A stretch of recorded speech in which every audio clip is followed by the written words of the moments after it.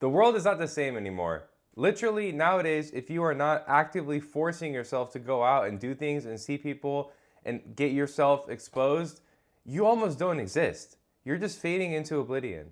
And the only people that we know and think about on a daily basis are people who are actually actively pushing themselves into your daily reality. That is, people who record themselves, people who are actively in your neighborhood, visible. And the truth is, you really need to do this. You really need to get yourself out there. And this is part of what I'm doing with recording videos. And that's going to be the first tip I give you. And the first thing I'm really passionate about now is that recording yourself talking on camera is the new way to interact with society.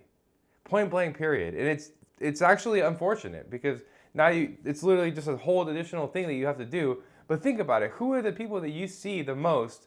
Influencers. These are people on YouTube, people on Instagram recording themselves. You see these people more than you see much of your own family, to be completely realistic, right? Think about it. And don't let yourself fade off into oblivion, because it's not like that you are actively able to get yourself and your voice and your message heard out there, or even just your existence heard out there without being able to do this. It is an absolutely necessary skill in today's world. So I would highly recommend you to start working on the muscle. It's just a muscle. What I did was I recorded myself every single day for 30 days, anything, like literally I would be walking on the street and pull my camera out and just record myself talking to myself. Or I would sit there and set up my camera on my desk and talk about any subject that I can muster the words out. And it's still a growing process, but the truth is it's a necessary process. Just think about it, because your existence, you being on this earth at this moment in time, that's basically your resume to the world nowadays. Who do you think someone else is likely to hire? Someone they can visually see, hear, listen to them. Is this person an idiot? Is this person weird? Is this person shy? But I can see them. Or this mystery piece of text on a piece of paper with maybe a picture of you, maybe not. It's not. This is the way we interact with the world today. And they should teach it in school. Realistically, they should have a whole class about how to interact with the camera and talk to a camera. And I guess it's just a little bit of public speaking as well. But what I've noticed a lot of people do is they'll just record, or maybe themselves or something, and then they'll do a voiceover.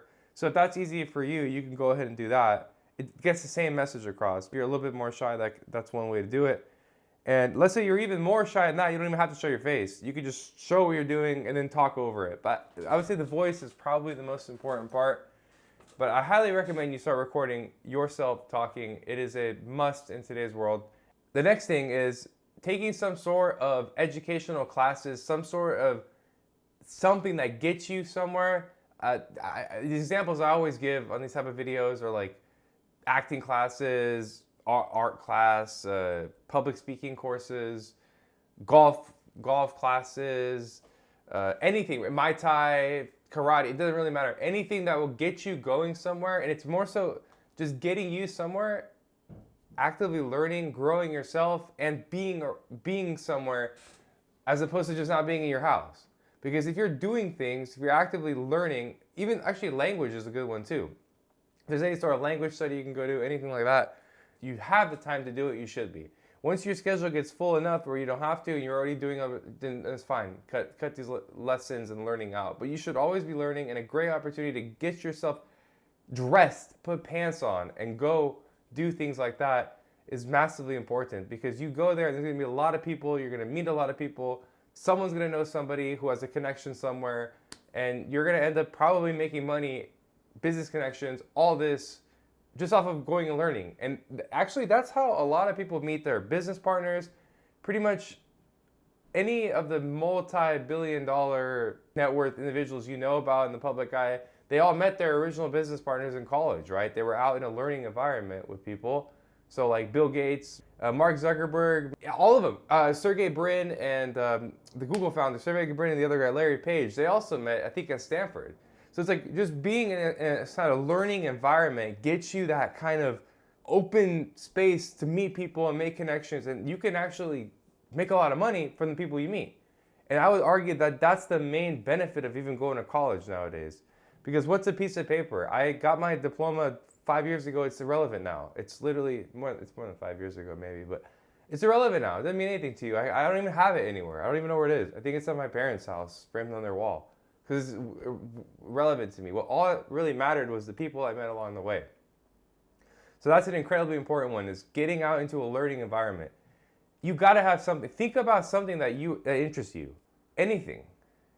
So that's another one. Now, this is completely separate from some sort of group-based fitness activity. And I don't mean going to Pilates. If that's your thing, do it. Women have this down completely correctly. They go to these group workouts all the time. It gives them this energy. They walk out glowing. I see them in my neighborhood. I have like 40 workout studios. It's mainly dominated by women. And they're getting the benefits of this. They're meeting people. They're walking out with this high because they talked to people and and they worked out. They got out of their house. They got dressed. I mean, realistically, it's a fantastic thing. And men, we're missing out on this thing. And if you're a woman and you're not doing it, you should be doing it as well, for a couple of reasons. First reason is obviously you're getting off your ass and you're getting into some sort of sweat, breaking a sweat, working out, doing something.